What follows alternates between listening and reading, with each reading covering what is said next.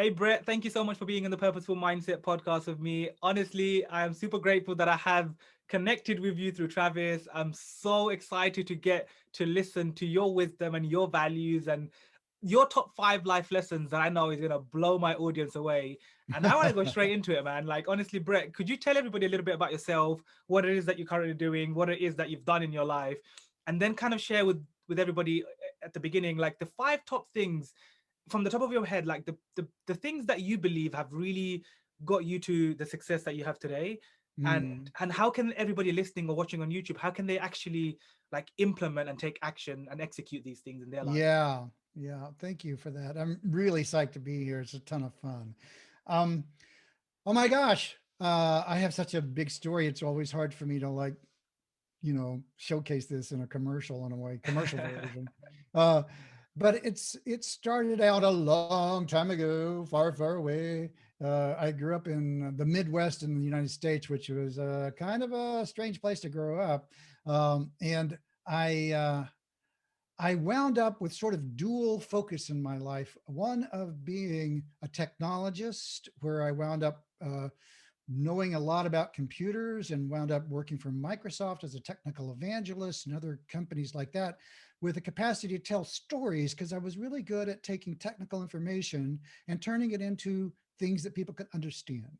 Mhm. And I kind of developed a reputation that wound up being my career. So I developed some pretty deep technical expertise, but also I was a pretty committed character, because from the time I was a little guy, I always liked to know how things work. I mean, I was taking apart stuff and my breaking everything, and what's inside this Mm. grandfather clock. I literally took apart a grandfather clock, Oh, and wow. like, and I learned that putting things together and taking them apart are two different skills. It's kind of like, oh, some things are like, oh, it's easier to disassemble than reassemble. Well, that was a pretty big lesson, actually. So I got really interested in, well, what makes me tick? How am I put together as a nervous system and as a means of communicating? And I really focused on communications. So I actually got my college degree in interpersonal communications. And I went on from there to study mindfulness and meditation. I became a meditation teacher. And all this is happening at the same time I'm doing technology, right? So these are like parallel cores.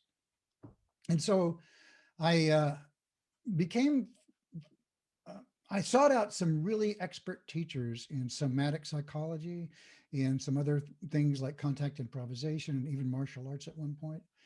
And because I really was just interested in putting this whole package together, like the body mind, what's really working here, how do I actually get into the mechanics of who am I in a deep way, and then how do I connect to the world and to others, and really diving into what makes a person.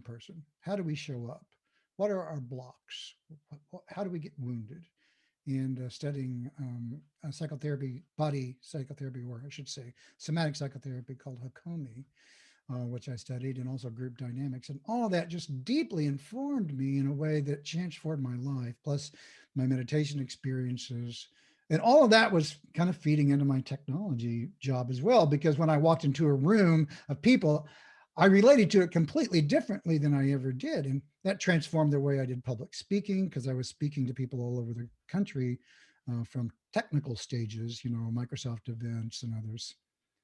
And then during COVID, I decided I was going to, my technical work kind of came to an end. And I decided I was going to start focusing on mindfulness and communications as an expertise and put it out there. So I developed this thing called the language of mindfulness, which is my approach to how we can engage with ourselves and with others in a way that helps us deeply connect authentically and powerfully with our lives in the world. Wow, love that. Such a like such a powerful journey, right? Because it's like you went from technology to something that we never have been taught in the last, I don't know, X amount of years. This word about mindfulness and mental health, and like these things were like all taboo and were just so, "Well, why are you talking about that? That stuff doesn't exist. I Don't think know, about it's that. like Be we a live in a, man," you know? yeah, right. Well, we live in a country or in a world where what you can do is valued more than who you are. And that's flipped up on its head. You know, it's kind of like the size of your bank account or your possessions or your bling weight is more important than who you are. And I think that's completely upside down, and it's causing us a lot of trouble as a result in the world today. Yeah, 100%. Yeah, I love that. So I honestly love the way you're actually you decided to like go and tap into that part of your journey, because I think number one, a lot of people in the world need you right now. Like Oh, thank you. they need to understand like how to be mindful, how to be more present, how to be conscious and not live without, with worries and sadness and depression, but how to actually go and communicate and how to actually be bolder, which is something that I keep talking about a lot recently, Yes. be more Yeah, I focused and be noticed more that. gold. And like for me, it's just because that was me, right? So in Yeah. a nutshell, for me, Brett, like over 6 years ago, I used to be super shy. I couldn't speak to a woman. I had 8 friends. All I did was play Call of Duty, go to work in the bank, come back home, and eat, sleep, repeat. That was my life. And Wow. so when I changed after like a year and a half of doing a lot of personal growth and a lot of self-development and reading these books when I didn't feel like reading the books, Yes, I exactly. shifted my perspective, my mindset changed, everything up here in my world changed. And so I became a little bit more confident. And then I took my phone out and I just started making videos one day. I blocked all my friends and family because I knew the opinions of them would affect. Good for you. So I blocked them all. So just so I know that I'm going to do this. I've made the decision. I'm going to do this. I blocked them Nice. all. They didn't really notice that I blocked them because I wasn't really posting anything at the time. And I just started making these inspirational little, 4 or 5 minute videos on Snapchat at the time. And then I went onto Instagram. And then I just started sharing this. And it all started from this concept called Wisdom Wednesday. Beautiful. I love that. That's And ever since amazing. then, I've never missed a Wednesday video. I've been posting on social like almost every single day because I have a lot of natural, crazy energy that I believe God has gifted me with, and that's There you why I go. became a coach at the end of during COVID. I decided to become a coach because before that I was just a speaker. I just wanted to have a Hmm. speaking business, but then I Hmm. transformed that into a coaching business, into a business Yeah. coaching, because I thought that's people in business need me. They need my energy. They need my guidance. Yes. Like I've learned about psychology. I've learned about sales. I've learned about business. I've learned about social media. I've learned about how to communicate better with people. I can help somebody become confident on Zoom calls and making videos online because I've done it. So I love helping like people who are introverts or shy to become Hmm. confident and bold like how I have. And Yeah. right now it's the most valuable skill, right? Because everybody's on Zoom and everybody's online and they need to be part of some kind of communication. So it's a Absolutely. really big skill to have. Hmm. So, but tell us a little bit about, if you were to share in a nutshell your top 5 life lessons with everybody listening or watching on YouTube right now, what would they be? Okay. Uh, I made a list. I love it. Good- A man with a good- plan. good. Well, so the first one, you said it yourself, and in my version, because you looked at yourself and you said, "This is not the life I want to have." Right? 100%. Yeah. That took. So my first one is go inside. Right? If you're looking for the answer outside of you, it's not there. Go inside. Right? You might be able to find some reflections that are useful, but you must do the work. Next is, this is so key, being, then doing. Being, Powerful. then doing. Remember, you got yourself aligned with your being, and all your action came out of that, right?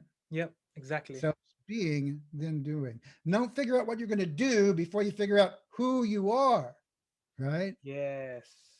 Otherwise, you'll wind up in the wrong place. You'll wind up doing what somebody else thinks you should be doing. Hmm. Two, number three is you must practice when you're not under stress. In other words, if you want to play a guitar for a group of people, you don't sit down. I've never played a guitar before and play it and have it come off. You got to go back into your room, close the door, tell the family, turn off the family, right? And play until you get it right. Then when you come out, people say, "Hey, can you play it?" You bring it out. No kidding, I can do it.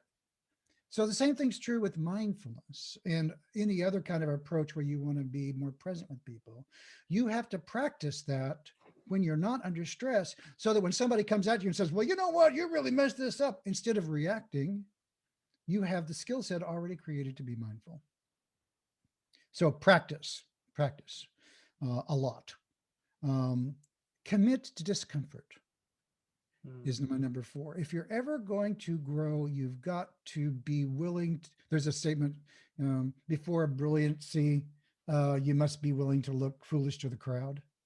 You Yeah. know, Yeah, I that love you that. have to be willing to be awkward. And when you get on a bike, are you graceful? No. Are you going to get off because somebody said, well, look at them, they're just wobbling all over the place? No. You have to get back up, be willing to fall down, be willing to make mistakes in public, be seen, be called out for it, and then keep doing it. Right. And also, if you stay in your comfort zone, you're never going to grow. That's the bottom line, right? Yeah. And number five, and this is where we really align, is take more chances. I love it. Take more chances. Like you get all this, you do all these other ones through four, you need to take some chances. I went through a part of my life where I said yes to anything everyone asked me to do, regardless of what I liked, whether it was I know some so people like that. rock climbing and dancing at clubs I would never go to, and all kinds of stuff that I just was not in my wheelhouse. But boy, did I grow from that. It was amazing. I love that. Those five things you shared, honestly, I align with all of them. And I think, in a way, like, I honestly believe anybody watching or listening right now, if they just, even in the order that you just shared it in, if they literally start going and breaking those things down by either doing it with themselves or getting a coach or a mentor or somebody to like guide them through that journey. They can call Exactly. me. Exactly. They can come straight to you, right? Because you've done it. You've been there, done that, wore the t-shirt. You literally have gone through that process. So who better to go to than you yourself to actually really get deeper on these things? Because a lot of people, a lot of times on podcasts and YouTube videos and just content that we consume, everybody gives these amazing, really cool, practices, right? Like these are the action steps you need to take. But the problem comes, and I know this as a coach now because literally all the clients that I speak with always do this.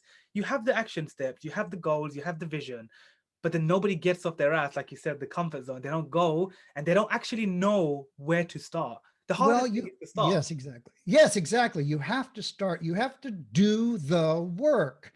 And if you're not willing to do the work, you are not going to grow. There isn't a magic pill here. This kind of stuff that I'm talking about and we're talking about, this is the real deal. And I can't say this enough. It's like, this is what changes your life and gives you a place, a home in yourself that is irrefutable, undeniable, the seat of authenticity. And whenever you speak and act from that place, it's a powerful thing. And when you encounter people who are doing that, it's a powerful thing. But you can't just decide you're going to do that. You can't just throw yourself into a tub of cold water and wake up into that. You have to do the work. Mhm. And it takes, and I'm not saying you have to like commit your life to 10 hours a day of meditation or anything like that at all. It just takes consistency is more important than duration. Frequency is more important than duration. So repeating like a mindfulness practice every day for 10 or 15 minutes is way more important than going to a retreat once a quarter. Yeah, I so agree with that because that's the practice. From the Yeah. mindfulness, you start getting to do the inner work. I think that was your first one, right? You talked about go in before you Go can. in. You have to go in first because that's where the problems are. It's kind of like now I know people go, well, I'm not making enough money. That's the real problem. And that's true. There are actual physical problems in the world. Those aren't the kinds of difficulties I'm talking about, although you will do better with your physical problems when you get your inner problems sorted out.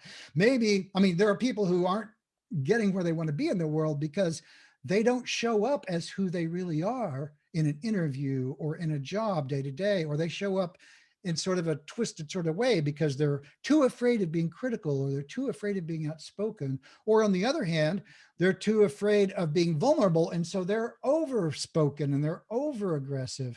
None of those things are going to help you in the long run. And so, how do you find the balance so that you can then see the opportunities to be successful that you might otherwise just pass by because you're not paying attention? You're trying to manage your experience in some way that isn't helping you.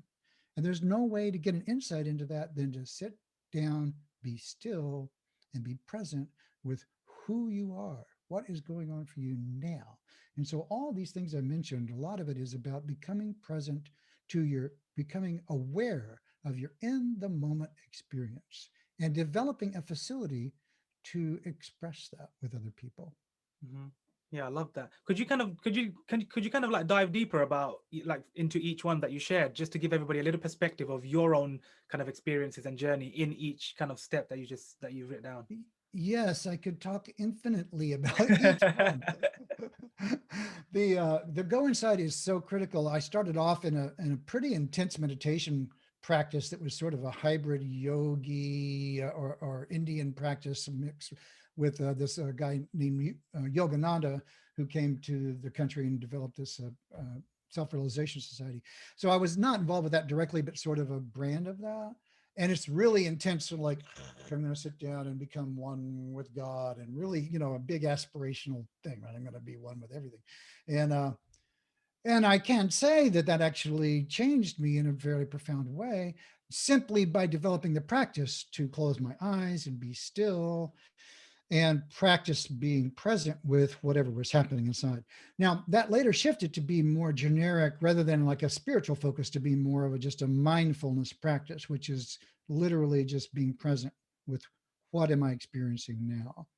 And there's that might sound like, well, what the heck is that and why does it matter? But trust me on this, the science is it. This is science. This is not some woo-woo sort of thing. If you do this work, it will change who you are and you will be better. It's that simple. And the science is in. This has been studied. They put the people in the magnetic resonance fields, and they've got the maps of the brain and all that. They can show that the higher cognitive functions part of the brain actually grows by doing this. So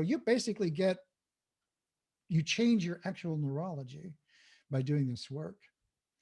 So just sitting down and doing that repeatedly, some kind of inner work, a meditation of almost any sort, will help you.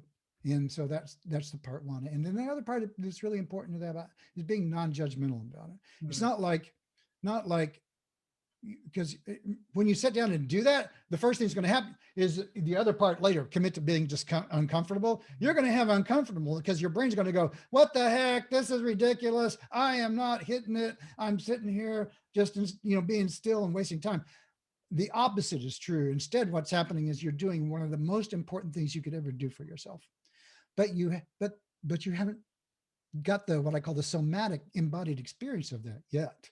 And so you're going to have to be uncomfortable with all this nagging to get through to the point where you realize, oh my God, this is really changing me in ways that matter.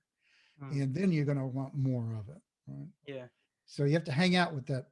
It's hard as well, right? Because everybody's listening to the little inner demon. Yeah, that's right. It's like, oh, this is stupid. I'm no good. What's the point of this? This is woo-woo. You have all this stuff going on. And you have to the practice is notice that you're having all this stuff going on, going, oh, there's a voice that says this is ridiculous. Oh, there's a voice that says this is pointless. There's a voice that says I suck at this.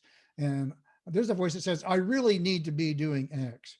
And just going, there's a voice that rather than I need to be, there's a voice that, and you see there's a big difference. One is I, who I am, I need to be doing something versus, oh, I'm just having a voice that says I need to do that. Mm-hmm. Now, that sounds subtle, but it's huge. Yeah, definitely. One is I'm identified with it, and the other is I'm having an experience of something. And that translates into big time stuff, sort of like someone attacks you verbally, and you can say, well, you attacked me, as opposed to I'm experiencing someone attacking me. Uh-huh. Yeah, big difference in the shift of language. It's massive, because then I can I have a moment, I can start to be curious and say something else rather than, well, what the hell do you know? Instead of being reactive, I can maybe respond. And that's the big difference. Instead of being reactive, you want to be responsive. The key thing there is that when you're responsive, you have choices. You're able to say, well, should I ask him or her why they think that? Or maybe I'm not safe here and I should do something else. Or maybe I just want to ask, can you tell me more? When you're reactive, you have no choices. So this is one of my favorite things to say, is that mindfulness is really about freedom. It's about having the capacity to make a choice that you didn't have otherwise. And those choices are often better choices than what you had otherwise. That's a powerful saying. Just want to throw it out there. That's a deep, powerful saying. I think everybody that's watching or listening was like, wow, just had like a little light bulb, Kaboom! a I little know. popcorn just clicked. Like, Yeah, yeah. whoa. It's a big deal. Like I said, this is the real deal. This is the way You're the you. real deal, Brett. You're the real deal. You're teaching this stuff. You're helping people. You're serving the world with this amazing stuff that people need to go and implement. Otherwise, they're just going to be stuck in the It's same just place. an idea otherwise, right? Mhm. It's like you have to move out of the world of ideas and into the world of what's actually happening. Who am I now? 100%. Yeah. Definitely. All right. So what? So was that the first one, or that you I just? think there was a combination. I'm very That was hard like to a keep linear. combination of like three, I'm right? very hard to be linear. I don't rate. No I don't. worries. What? Share whatever comes next. Just share us with that, and you can combine it with the last So one. that started with go inside, Uh-huh. and we've already talked about being than doing, right? So when you go Yeah. inside, you get in touch in a deep way. I mean, in the ultimate sort of woo-woo way, there's this being that really isn't thought or anything else like that. And at some point or another, hopefully you can have an experience of this beingness. Now, this is like gets into like Eckhart Tolle sort of work and some others about the being that you are, this eternal sort of thing. And I'm not trying to say that's what people should go for, although there is that, and that's kind of the big deal. Sometimes I say it's not a contest, but there is a prize. Yeah. So you're not trying to get there for that, because that when you sit down and you start to do this work because you have an objective in a way that puts that objective outside of you. Yeah. And really what you're trying to do is get in touch with who you are. Hmm. And when you do that, you discover, oh, wow, I gotta go deep. Who knew? You know? The answers are all within, deep, Yes. deep. Yeah, exactly. And so when we're looking outside of us for answers, and so many people do this, there's nothing wrong with it. I'm not trying to No. say you're a failure for doing that. I'm just trying to say at some point you need to have a center, what I call center of gravity in yourself, where you're not looking for the answer outside of you. You're looking maybe to refine what you already know. Yeah. You're not ever, if over your arc of your life, you're not actually feeling that, then somehow you're not integrating what you know. You haven't really kind of broken the barrier on who am I yet. Hmm. Being to doing commit to discomfort. We talked about that a little bit. We talked about who you must be willing to be uncomfortable, and that's really key. Don't let what is uncomfortable throw you, or unless it's crazy uncomfortable. I should say, when people sit down and meditate, there are certain people that shouldn't be doing that, and that's people who are like have trauma and they get into it. And the way you know that is that you really feel completely overwhelmed and maybe even terrified. If you have those kinds of things come up for you, then you should be doing more of a body-based approach. And I would suggest you get some assistance, some good assistance to help you through, because that kind of a nervous system has to have a different approach than for people who don't have that kind of a nervous system. Hmm. And then, like I said, take chances. So that's that. It starts to be really powerful whenever you have some of this stuff together, because what you find is that the world will start to meet you halfway, I agree. and that's part of what this is all about. Hmm. It's basically manifesting, right? Like after Yeah. doing the work and all these five things that you just shared so beautifully, like after doing all of these things, you're literally just manifesting. Everybody talks about the law of attraction, right? And Yeah, I used to yeah. always take the mickey out of everybody back in the days, and I used to always like laugh at them, because I'd be like, look, the law of attraction doesn't exist. It's fake. It's all a load of nonsense. It's baloney. Don't believe it. But then I used to kind of shock them, because they're like, no, Sadiq, you don't know. You haven't tried it. Blah. I'm like, Yeah. let me finish. Let me finish. The reason why it's fake and it doesn't work is because most of you guys, yes, you guys, I'm pointing at you, like most of you guys are not doing it the right way. You're just Mm. believing in the concept that yes, it exists and it works. Whatever you think, your thoughts become reality, your thoughts become things. 100% that's true. But you guys, yeah, you're just sitting on your ass. You're sitting on your bed. You're sitting on the comfortable sofa in your room. You're watching Netflix. You're chilling out so much, believing this. that, you know, you're just going to magically, you know, bring success into your life. That's the bit that I really used to get annoyed at, because I'm like, the law of attraction, half of the word has the word action in it. It means Yeah. you attract things into your life by taking action first, then it comes into your life. So everything that it teaches is 100% correct, that your thoughts do become things, your vision become, you know, can become your reality, but you got to take the steps, you got to go and do it. You got to go and consistently take action, as I always say, to actually get to those goals, to get to those dreams. And even if it is the one step every day, it's the tiny steps that does bring you closer to that long-term vision. Yeah, I agree with you there. I think that the key thing is gets back to what I said before. Who are you now? And really that determines what you're going to attract in the future. It's like, who are you? Someone who is grounded in the truth of your authenticity, and you're present with other people, and you see their pain and you see their joy, and you relate to it kind of relatively clearly. And you can relate to it relatively clearly because you've done the work on where your biases are and how you color the world through those biases, which you can't help but do because you're a human being with a brain that behaves in a specific way. And once you learn the mechanics of that a little bit, you learn that you are in fact a biased being and you can't avoid it. All you can do is learn to navigate with that mechanic. That's just the way our nervous systems work. And so when you've done that work, without it, you have no hope of ever being able to see people clearly.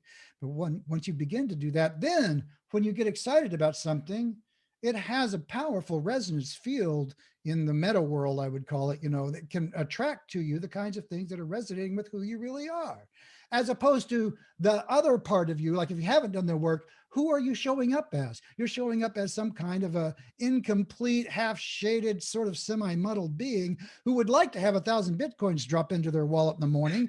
And I'm thinking about it real hard, and why isn't it happening? But instead, you know, you need to be doing other work, and then you can attract an opportunity that might actually bring some wealth to you.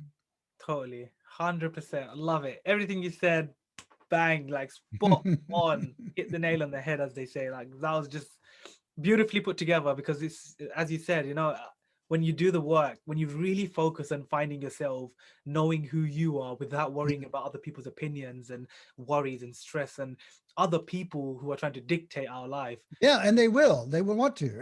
Everybody wants a piece of you because you don't have a piece of you, right? Exactly. And they can make money and get attraction and boost their own fame and hits and all that if you give them a piece of you, right? And so it's like, and there are people who that is worthy of doing.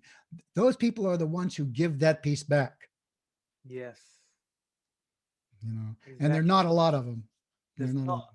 There's Yeah. there's a couple. There's just a few rare gems out there that are doing the work, that are being of service, that are really doing the work themselves, but also teaching others how to do it as well. So we can have a more, you know, conscious world of people living on Earth, just being more mindful, more conscious, that's more that's how we observant. solve all of our problems. That's how we Exactly. solve. It's like when we start to relate to each other in a deeper, more authentic human way, you can't architect a government that is cruel.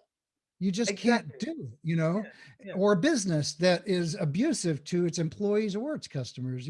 You start like, hey, we can make an extra $1 million if we just put this piece of poison in our stuff, and we're not going to tell anybody, but you know, we're going to make it money. You just can't do that whenever you're connected to the real deal, you know, to Agree. what's really. 100%. Brett, honestly, I'm so grateful just sitting here listening to you. I can listen to you all day. I know there's so much more wisdom and experience. Hey, well, I have a podcast, languageofmindfulness.com. Bang. And I'm coming on to that. I'm coming on to that. I'm coming on to, you're going to be sharing how everybody can go reach out to you and connect with you. But before I go there, I want to Yeah. ask you one last question that I ask every single guest of mine at the end of the show. Okay, let's go. This is supposed to be straight off the cart. Just you wasn't supposed to know that, which is why I didn't tell you before we. But this is the question, and you're gonna resonate with this. You're gonna love the question because it's something that you're gonna be doing actually very soon, in 2021. So I want you to imagine right now that you are on a stage with 90,000 people in front of you. So Mm, you're like a live event, 90,000 people in front of you, and you've just delivered this amazing talk around mindfulness, meditation, mm, consciousness, being present, and you literally just taught this room how they can go and take these practices and change their life. And right at mm, the end, you really want everybody to go away to remember Brett by in their life, to never forget about this one single sentence that changed their life, that made them feel so empowered and uplifted, what would that one sentence, just that one short sentence, be for these 90,000 people in the room?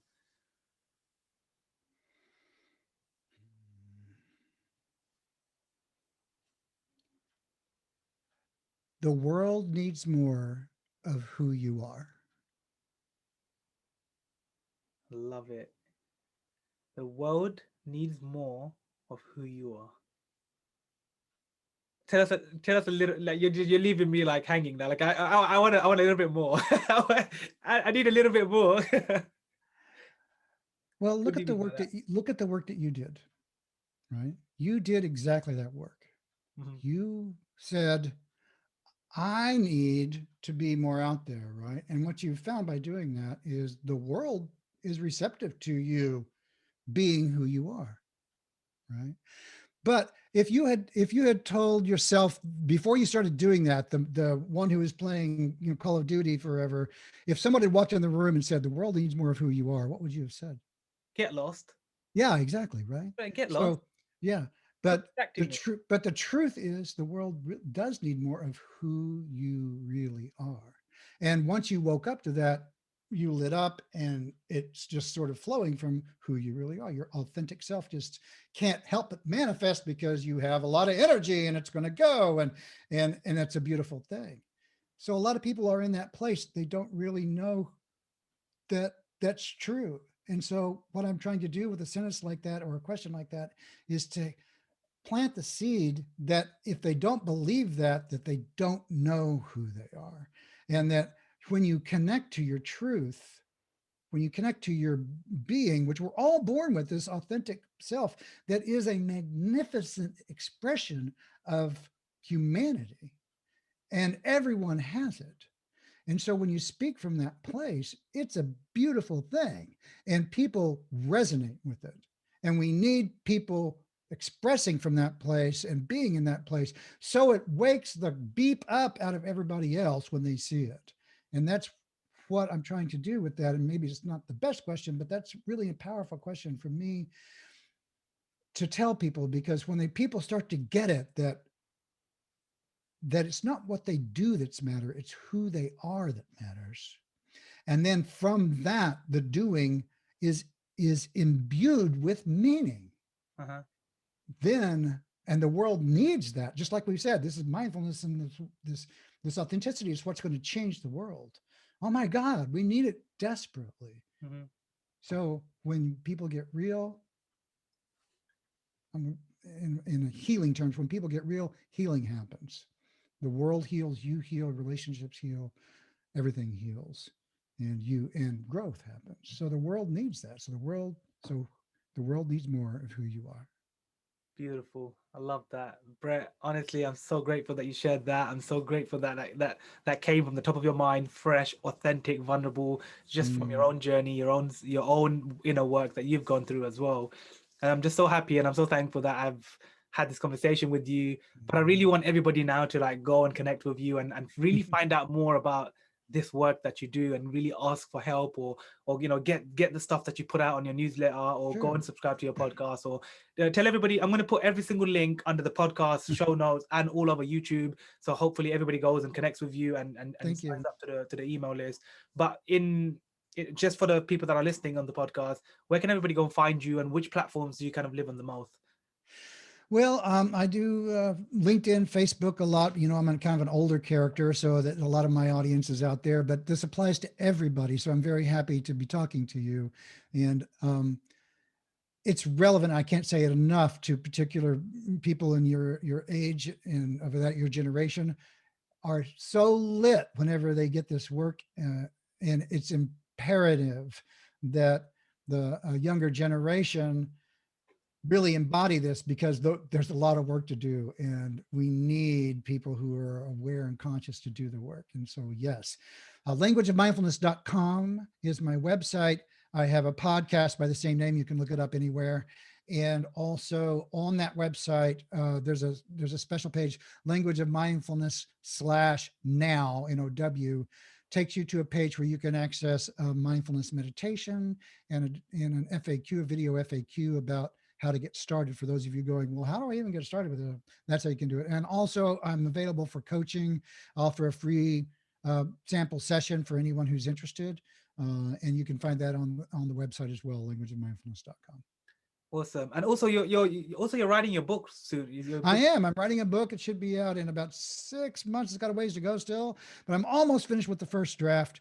Oh my Awesome. God, what a labor! But it's beautiful, and I'm going to have a TEDx talk this year as well. So I'm looking forward to that. Beautiful, Brett. Like I want to stay connected and and keep me posted till then, because we'll have you back on the show at the time you launch your book and you do the Oh, great! Thank you so much. So I'd love to have you back again. But yeah, thank you so much for everything that you shared and all the wisdom and your message, your energy, the Mm, mindfulness work that you're doing in the world.